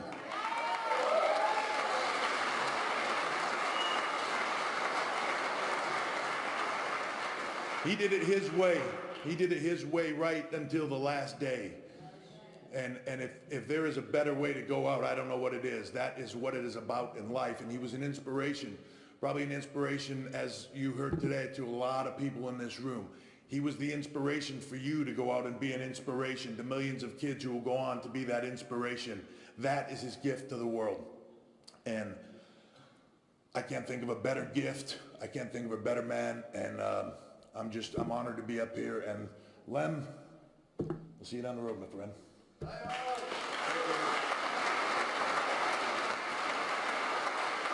All right, we have 12 minutes left of going over a half hour already. So I want to call up Lars and Robert. But before as you're coming up, let me just say that one of the biggest highlights in my 25 years with Lemmy that he had always spoke about was his 50th birthday party we held at the Whiskey A Go-Go, where Metallica came out dressed as the Lemmys and played for him.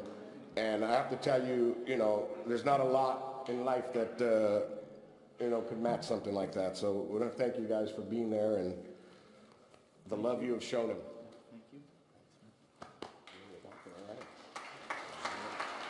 Thank you. All right, okay. I don't want to take too much time here. Lars has some amazing words to share with you. Anyway, I tell you, for the last 2 years, for some reason, I feel like I've really connected with Lemmy. I've known him obviously a lot longer than that, but for some reason, these last couple of years, I've had what I call quality time with this amazing person.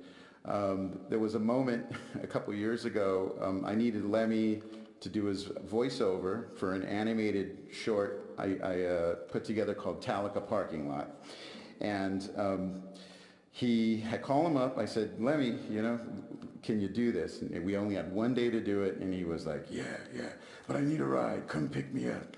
I said, he's like, be there at 3 o'clock. I said, okay, Lemmy, I got a surprise for you. So I have this Buick 64 lowrider Riviera, and it's cobalt blue. Beautiful, beautiful car, but it wasn't running right? The starter's not working, needed a tune-up, the whole deal. So I had a mechanic show up earlier that morning, 9 a.m. He gets my start, puts a new starter in, changes the oil, tunes the car up, and I'm proud. I show up at Lemmy's apartment. about 20 minutes before I'm supposed to be there, and Lemmy comes out. We're looking at the car, he's complimenting it, he loves it. We get in the car, and I'm sitting there, yeah, I got this. I put the keys in, car doesn't start. And I'm like, oh my God. And Lemmy's sitting there with a cigarette, he's not saying anything. And now the beads of sweat are rolling down my face. And he's saying something, all this, and I'm just like, and I'm determined. And then finally, he gets his word and he says, he said, let it sit for a while. And I said, excuse me, let it sit for a while. And so we get out of the car and he's like standing outside, he's smoking a cigarette, he's looking around the neighborhood, and he's giving me sort of a history lesson on his street. You know, Charlie Chaplin used to hang out there, Mary Pickford there, and you know, and it was really great, it was beautiful and interesting. And then right in the middle of his story, he says, now try it. So we get in the car, and sure enough, that puppy started right up. And then he said, see, I told you it was flooded. He's like, it's like, you gotta respect, you know, these older cars. So Lemmy and I proceeded to go to the voiceover studio in Hollywood, traffic, and I'm in my lowrider, and we're bouncing in the car, the Mexican and the rock legend, and we're listening to all different styles of music, and it was just really an incredible moment for me. We left the studio, he gave us 2 hours of voiceover. We drank Jack and Cokes together, which I never drink. I hadn't drank that in about 15 years. I drop him off at his house. I actually lost my way home. I'm trying to get from Hollywood to Venice Beach, and I actually ended up somewhere in like Westwood or something, completely lost. And the last thing I got to say is about a year ago, I got to hang out with Lemmy at the House of Blues. Cheryl was there, and my other good buddy Joni Mitchell walks in, who I had invited to see me play at this particular gig. I got Lemmy to the left of me, I got Joni Mitchell to the right of me, and they're both chain smoking, and I'm inhaling this massive amounts of rock and roll legend smoke, and I was loving every minute of it. And I introduced him. I said, Joni, I want to introduce my friend Lemmy. And she goes, hi, Lenny. It's a pleasure to meet you, like that. And he takes a big drag of the cigarette, and he looks over, and he goes, Joni, what fucking chords were you playing on Court and Spark? I could never figure them out. And so they have this beautifully incredible conversation together, and I'm just sandwiched between them, and I'm loving every minute of it. I've got these two rock and roll pirates, legends, icons, and I'm engulfing their magic smoke. And I just want to say, Lemmy, I love you, we love you. When I saw him at his birthday party, I sat with him. He embraced me, and it was very sad because I knew that would be the last time I was going to see him, and we both knew. But at the same time, I know he appreciated, our presence in love, and we must always respect and love and remember and celebrate our elders, because we have them here, and we have to enjoy that time, and I know he'd be so happy to see us all here, right? I mean, yeah. We love you, Lemmy. Thank you. And here he is, the one and only. I saw the picture of him sandwiched between the two legends. It's pretty cool. I just had to check a few seconds ago whether we ever played with Motorhead in Phoenix. And thankfully we didn't, but I just had to spin that one in my head for a second. So I think like Mickey and Mike and a few others, maybe I'll keep the personal stories and the shenanigans, save those for another day. So instead, I'll share this with you.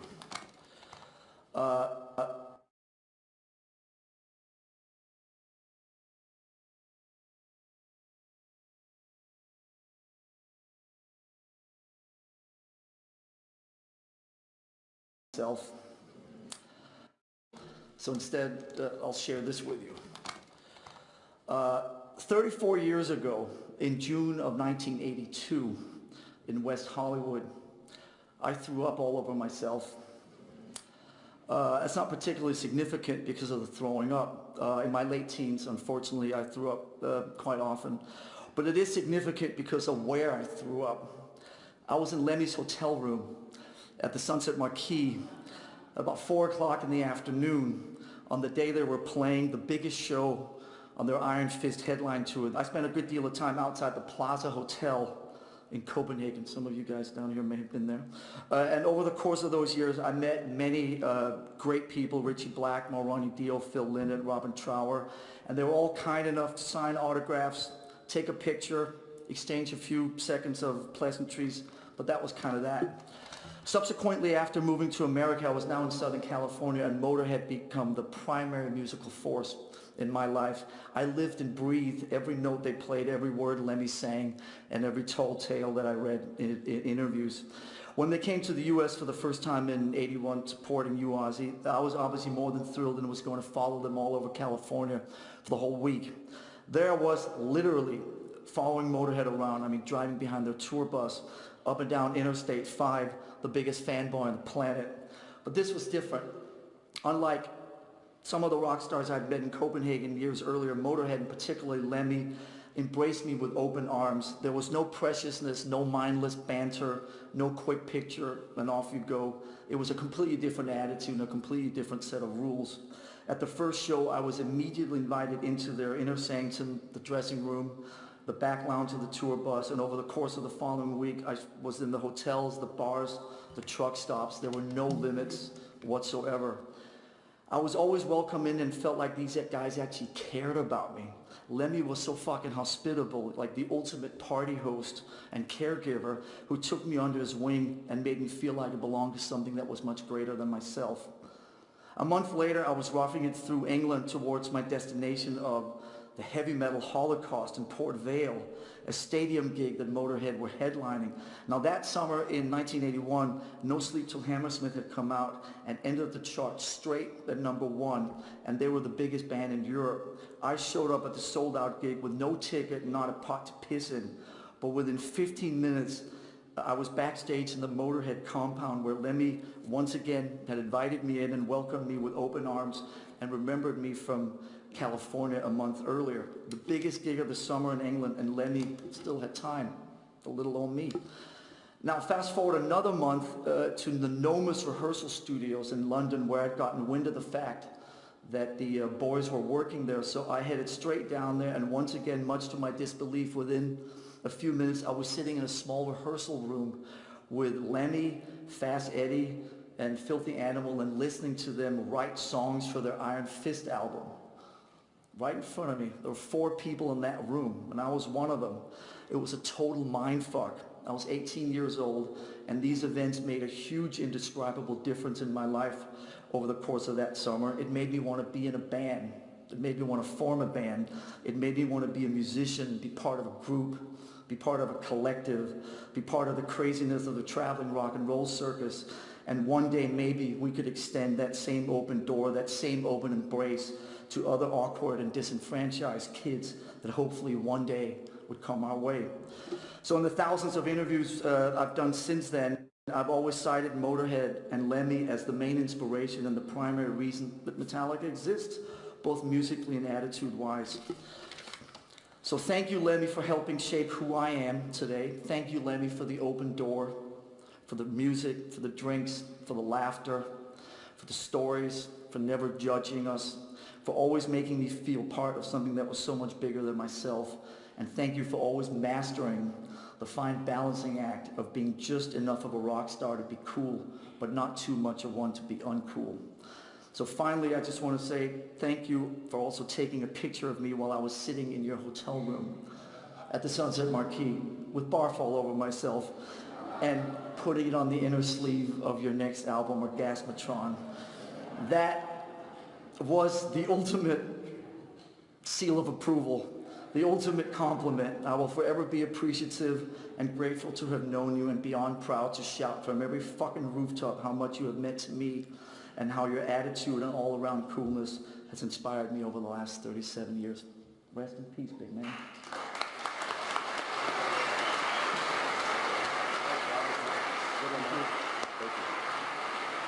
All right, Dave Grohl, we've got 4 minutes till they cut us off.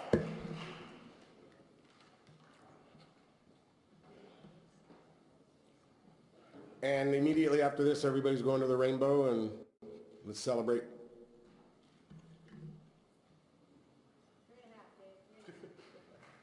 Hi, guys.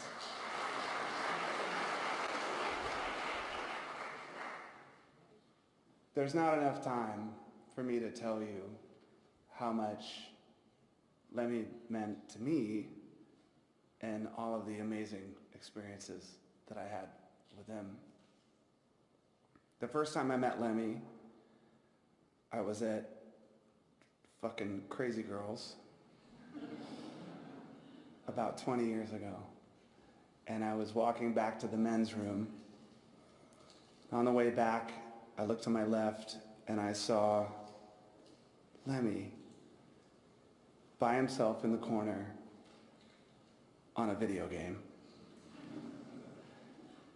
And it blew my mind. I knew that I couldn't just go say something because he was on his own in the corner. On the way out, I thought, I have to say something. He's my hero.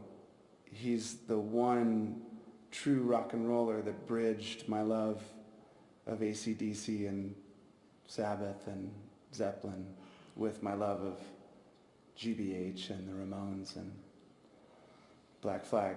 So I walked up and I said, excuse me, Lemmy, I don't want to bother you, but you've influenced me so much. You're my musical hero. I'm a musician. I play in the Foo Fighters and I was in Nirvana. And he looked up from the video game and the first thing he ever said to me, he said,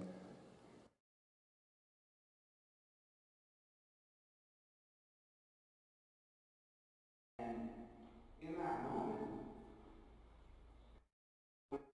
whiskey drinking, badass, motherfucking rock star, to being this gun-slinging, whiskey drinking, badass, motherfucking rock star with a heart.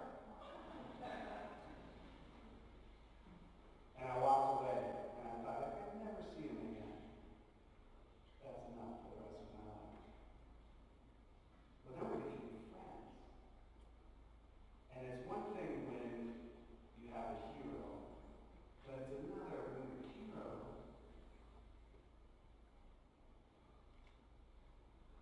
becomes your friend.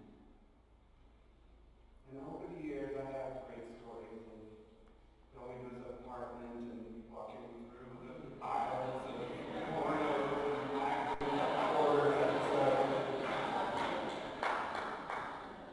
The first time I was going to the Rainbow and ordering 2 Jack and Cokes, and the waitress brings 2 Jack and Cokes and his fucking mail.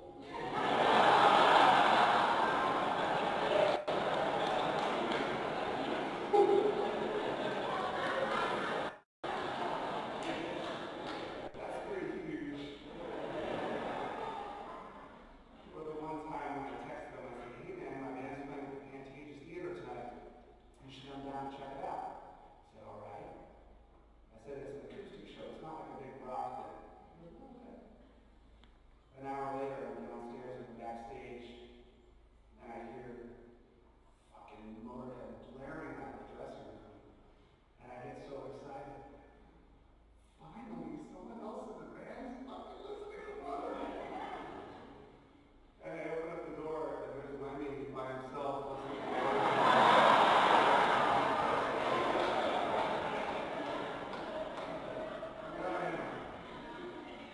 So then I say, hey man, my mom is there. Like, you gotta meet my mom. So we walk across the hallway, open up the door, and in that room was my mother, my wife, and my daughter Violet, who at the time I think was maybe 6 months old. So Lemmy walks in, he's drinking a cigarette. And I'm like, Mom, this is Lemmy from Motorhead. And then he looks and he sees that there's a baby in a crib in the room. And he puts out his cigarette and his drink and puts the drink down. Now, to most people,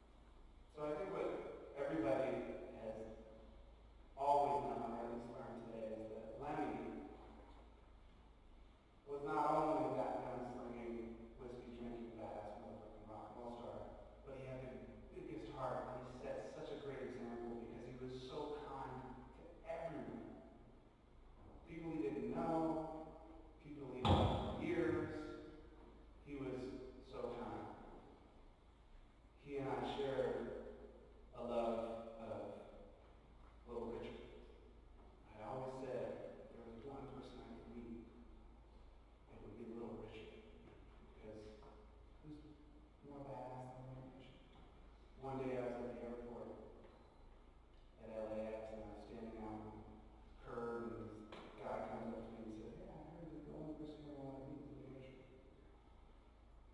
I said, "Yeah." He said, "Well, that's my dad." I said, "What?" He goes, "Come here." We walk over to this limousine, he taps on the window comes down a little bit, and it's fucking Little Richard. And this guy's, window comes all the way down. Little Richard says, like, "God bless you, how are you?" And he signs this Bible pamphlet thing before me. He hands it to me. And I kept it.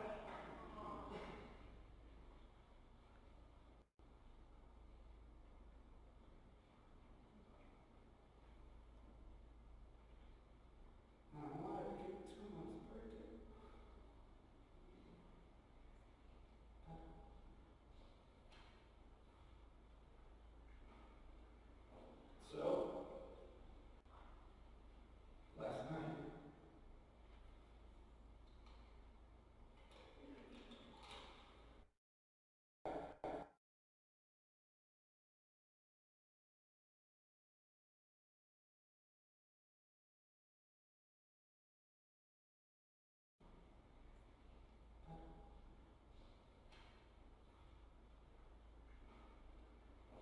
So,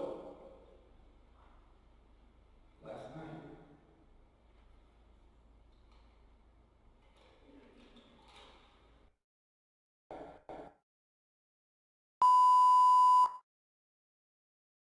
wasn't fucking Lord knows neither am I.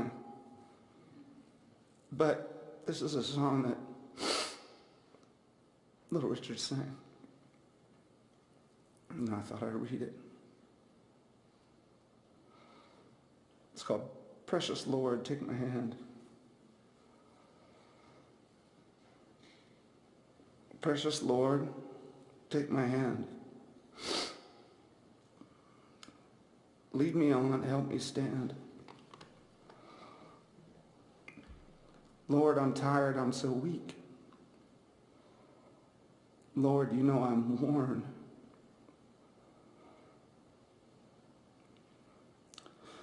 Through the storm, through the night, lead me on to the light. Take my hand, precious Lord. Lead me home.